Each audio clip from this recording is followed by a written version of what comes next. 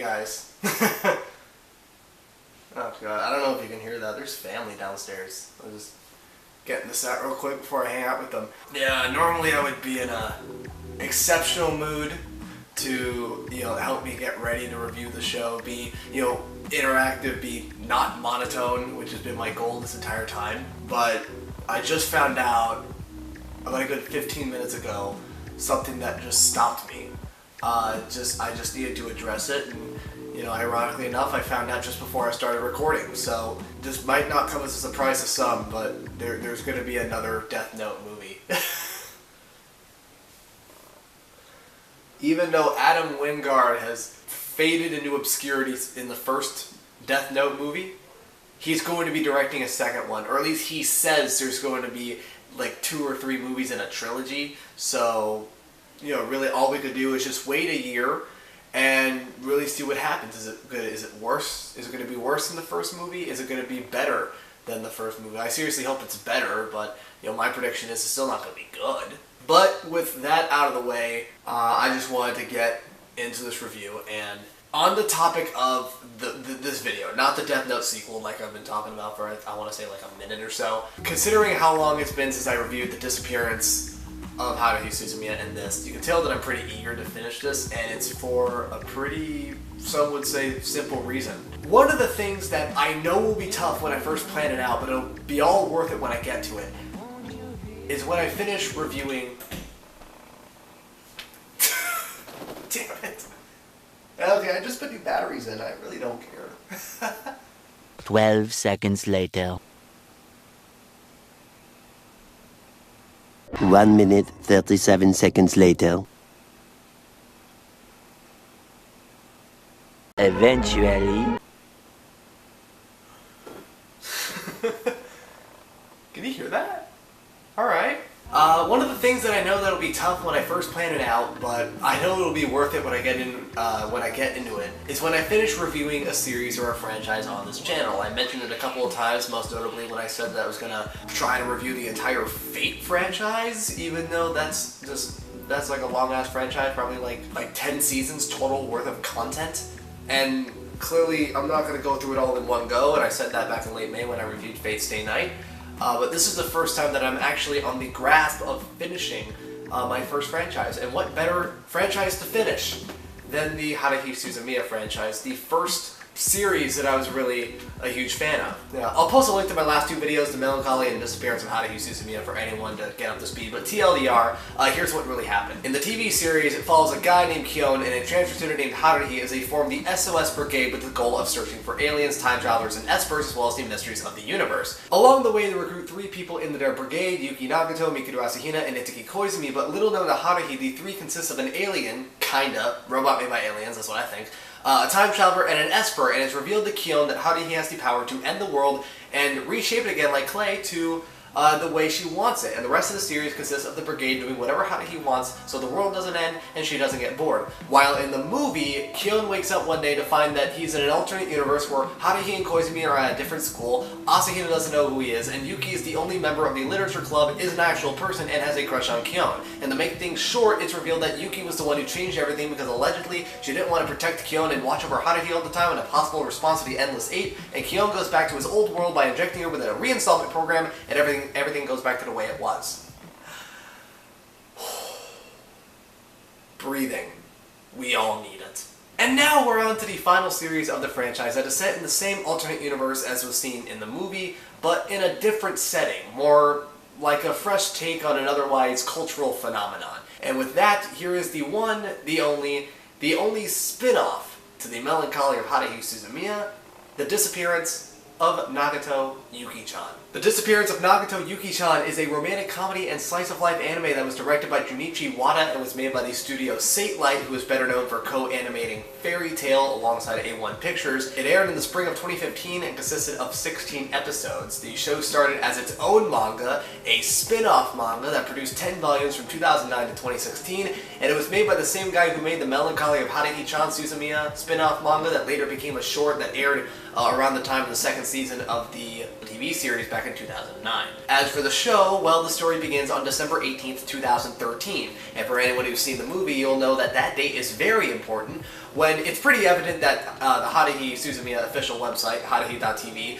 has very awful security, as there is another fake Error 404 message, this time going towards a link to an announcement that there will be an adaptation to the spin-off manga currently in production. And it wasn't until December 18th, 2014, exactly 1 year later, that they announced the staff and the cast that was in charge of the production of this show. And the cast, as you can tell already, it wasn't made by either Tatsuya Ishihara or Yasuhiro Takamata, or was not made by Kyoto Animation. No, it was instead again directed by Junichi Wada, who also helped out on Fairy Tail as well. He was an episode director for a few episodes, and Satelight, again, they were known for basically Fairy Tail. But the one thing that I thought was pretty cool was that in terms of the cast, they brought in the same cast members as they did from the 2006 series and the 2010 movie, technically the 2006 and 2009 series, both the sub and the dub, which I think is pretty cool. Also, I'm obligated to say that there will be spoilers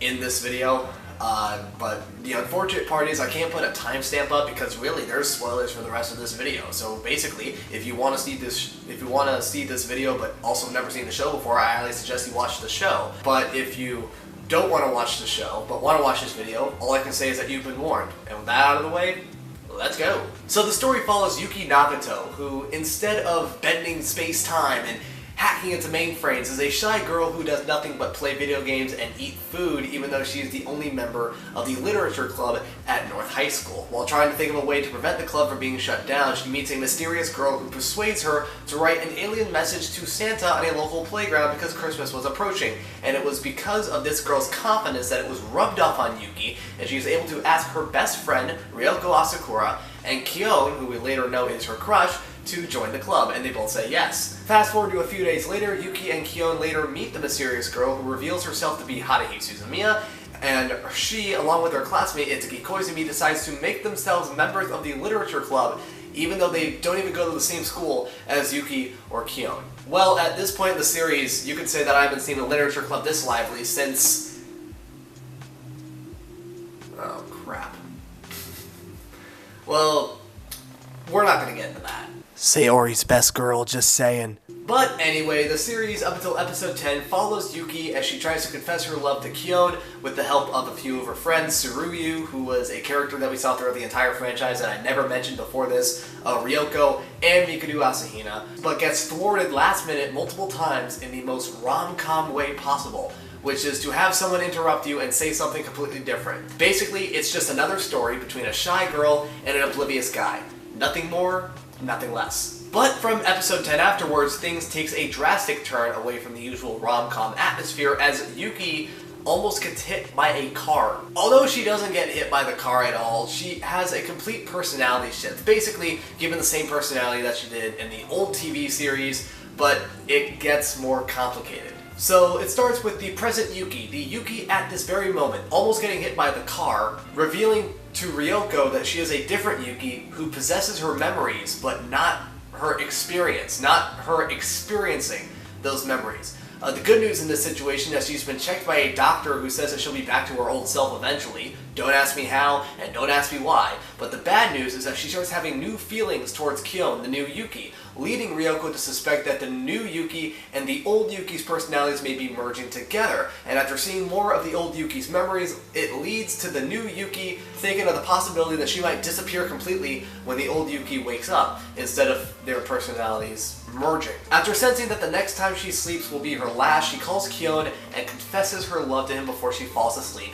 And the old Yuki, well, at this point I guess we could just call her Yuki now, has woken up in her place with Kyon by her side. And the sad part is that Kyon eventually falls for the new Yuki, the one that's gone, and is then forced to try to move on with the old Yuki. But Kyon eventually confesses her love to the other Yuki, the one that's gone, while the real one doesn't even know what the hell is happening. And that is the end of the plot, but not the end of the series. And the end of the series, the final part, is the most Haruhi way possible, as it ends with Kyon watching TV in his room as he is being told by his little sister that the phone is ringing. For anyone who's never seen the show before, you probably don't know what this means. But for anyone who has seen the show before, you have absolutely 100% an idea of what this means. But unlike the Endless Eight, I am not going to repeat myself about the story, and I'm going to get right into the review portion of the video. Okay, so I'm not going to sugarcoat it. This show is not good. For the first 10 episodes, what we're essentially given is your typical would they or wouldn't they scenario where every moment is ruined by the love interest in question or by a side character popping up at the most inconvenient time.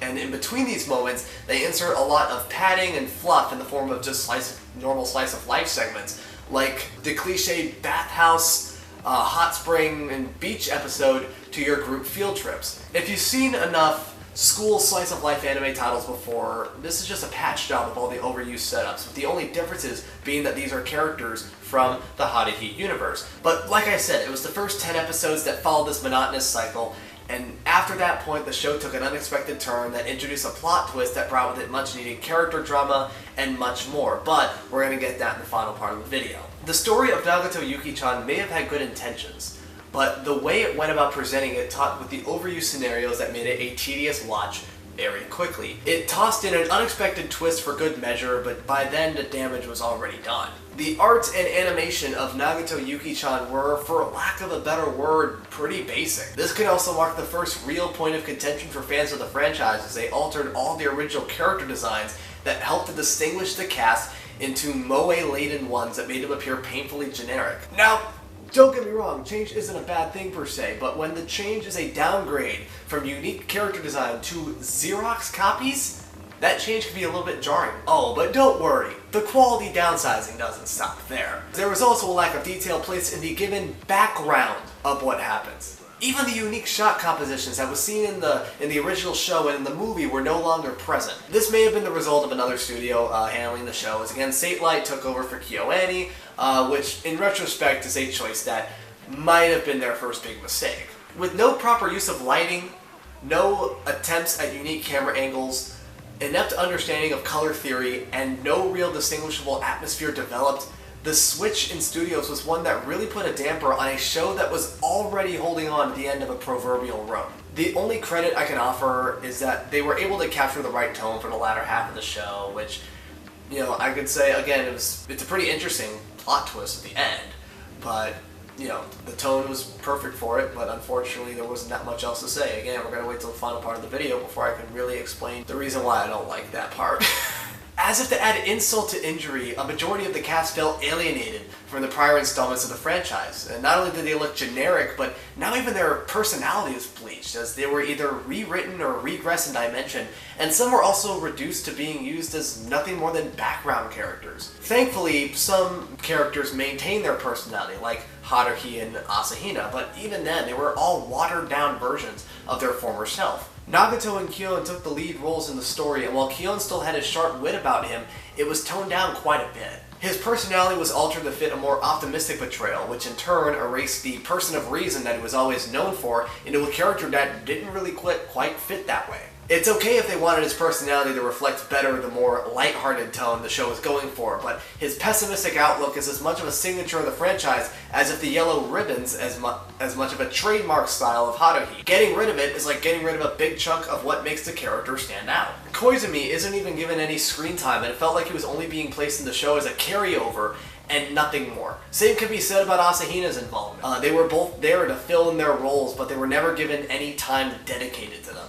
The majority of the cast was underutilized or not even relevant at all. And perhaps the most significant change is that of Nagato's, and quite frank, it is the most grating. While the intention was for her to be in an alternative storyline version to that of the movie, her personality makes a complete 180 if compared to the original, which I know is the point, but is grossly exaggerated if compared to the movie version of her.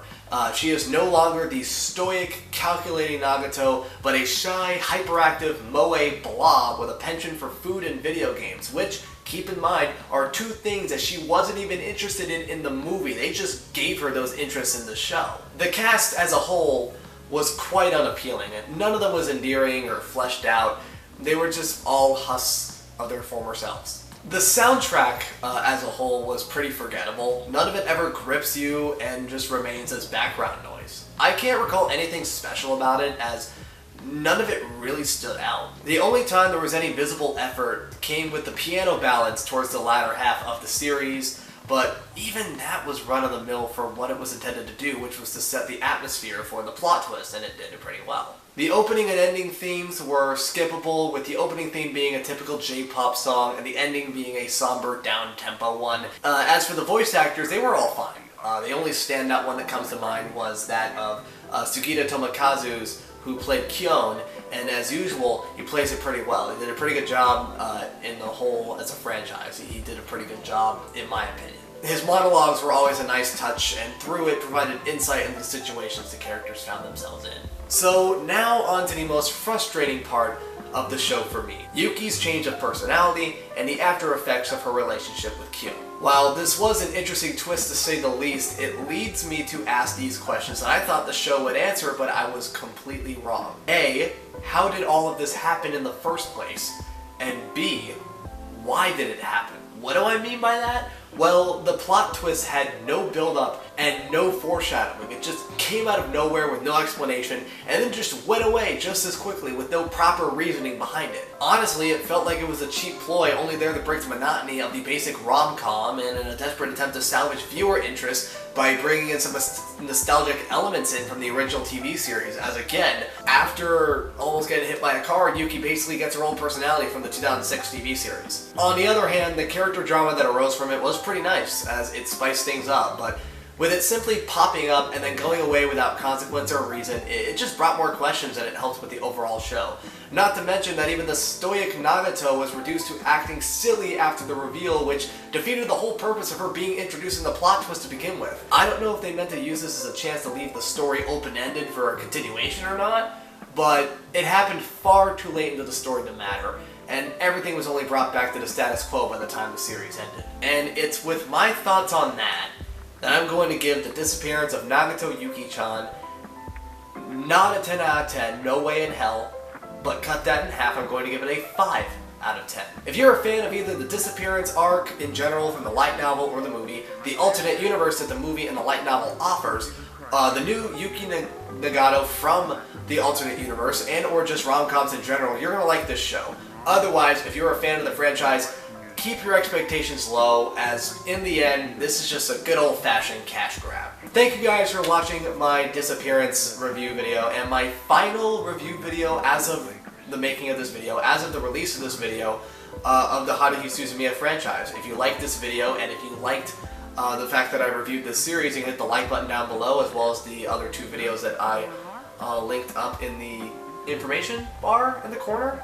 If you want to see any more review videos in general, you can subscribe down below, and also hit that like button. And if there are any shows that you want to suggest in the near future, leave them down in the comments below. And once again guys, my name is Payne, and I'll see you in the next video.